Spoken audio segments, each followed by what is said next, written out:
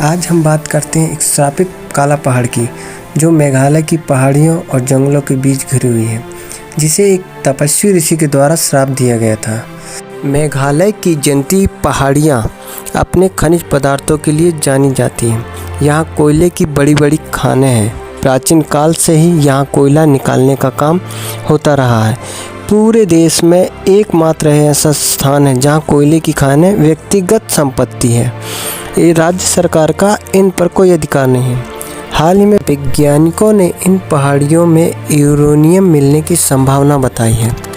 Uranium कहाँ है ये किसी को नहीं मालूम, खोज जारी है। प्राचीन काल से ही जयंतियाँ पहाड़ियाँ घने जंगलों और खनिज पदार्थों से भरी पड़ी है। पहले यहाँ देश और राज्य की सीमाएं नहीं बनी थी, अतः बांग्लादेश से अनेक साधु, तपस्वी, तांत्रिक अपनी साधना एवं तपस्या के लिए यहाँ आते थे। वे घने जंगलों के बीच किसी निर्जन स्थान पर अपनी तपस्या में लीन हो जाते थे। ये उच्च कोटि के साधु होते थे तथा इतने भयंकर होते थे कि इनके आसपास हिंसक पशु भी नहीं भटकते थे। इस प्रकार कई वर्षों तक इनकी साधना निर्विघ्न रूप से चलती रहती थी। ऐसा होते होते अपना दमन चक्र चलाते हुए अंग्रेज जब पूर्वोत्तर की ओर आए तो उनकी कुदृष्टि भी मेघालय पर पड़ी। वे छल पूर्वक इस राज्य में घुस गए। जब उन्हें जयंतियाँ पहाड़ियाँ में स्थित कोयले की खानों के बारे में पता चला तब वे खानों की ओर चल पड़ी। उन्होंने खानों का पता लगाना शुरू किया जिससे वे अधिक से अधिक पैसा वसूल कर सकें।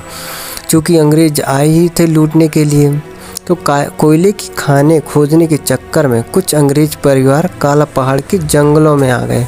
घूमते घूमते घने जंगलों में उन्हें वे उस स्थान पर पहुंच गए जहां पर साधु तपस्वी लोग तपस्या करते रहते थे।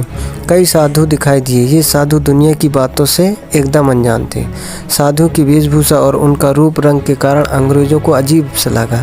उन्होंने समाधि में लीन एक साधु को तरह तरह से तंग करना आरंभ कर दिया। साधु ने अपनी आंखें खोली पर कहा कुछ नहीं। पुनः उसने आंखें बंद कर ली और तपस्या में लीन हो गए। पर अंग्रेजों को ये लगा कि साधु उनसे डर गया। अब वे उसके चारों ओर नाचने गाने लगे, उसे चिढ़ाने लगे। इतने में वह साधु की आंखें खुली। वह साधु कोई साधारण तपस्वी नहीं था, वह सिद्ध तांत्रिक था, माँ काली का उपासक था। उसने आंखें खोली। उसकी आंखें एकदम लाल जलते हुए अंगारे की भांति दिख रहे थे। उसने अपने चारों ओर घमंड से हंसते हुए अंग्रेजों को क्रोध से चिल्लाते हुए कहा, ललकारते हुए कहा, मलच्छो, तुम लोगों ने घमंड में चूर होकर मेरी तपस्या भंग की है। अतः मैं तुम लोग को श्राप देता हूँ कि तुम्हारा ये अंग्रेजी रूप रंग बदल जाए और तुम जिस जगह जाओगे उस जगह के अनुसार तुम्हारा रूप रंग हो जाएगा।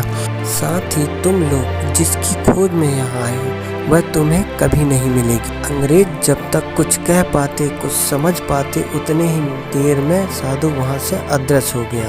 अब चूँकि काला पहाड़ की खानों के आसपास खान के मजदूर रहते थे, अतः पूरा अंग्रेज परिवार खान मजदूरों के रूप में बदल गया। उनके कपड़े मजदूर जैसे हो गए, उनके सारे साधन अदृश्य हो गए, उनका रहन सहन पूरा मजदूर जैसे हो गए। लोग कहते कि ये श्रापित परिवार जब काला पहाड़ की गुफा में रहते तब वे अपने असली रूप में होते। जब वे गुफा से बाहर आते तब उनका रूप रंग अपने आप बदल जाता है। ये कोयला श्रमिक बन जाते हैं। अगर ये शहर की ओर जाते हैं तो शहरी लोगों के रूप में बदल जाते हैं। इस प्रकार ये हर पर बदलती जीवन शैली का श्राप झेल रहे हैं। चूँकि यह बात कई वर्षों पुरानी है, यहाँ पर लोगों के अनुसार काला पहाड़ के आसपास अभिशप्त अंग्रेज परिवारों के वंशज आज भी रहते हैं। साधु के श्राप के कारण काला पहाड़ की खदानों से निकले कोयले का लाभ इस क्षेत्र अर्थात मेघालय के लोग नहीं ले पाते। अब कारण चाहे जो भी हो, अभी तक जयंती पहाड़ियों का काला पहाड़ एक अभिशप्त पहाड़ ही माना जाता है।